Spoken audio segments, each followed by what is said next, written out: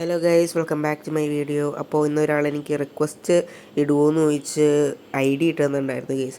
അപ്പോൾ ഇന്ന് നമുക്ക് അവൻ്റെ ഐ ഡി അടിച്ച് നോക്കി അവനെ ഒന്ന് റിക്വസ്റ്റ് അയച്ചിട്ട് അവൻ്റെ ഐ ഡി ഒന്ന് ഇൻസ്പെക്ട് ചെയ്യാം ഗൈസ്. അപ്പോൾ അവൻ്റെ ഐ ഡി എന്ന് പറഞ്ഞാൽ 22330203 ആണ് ഗൈസ്.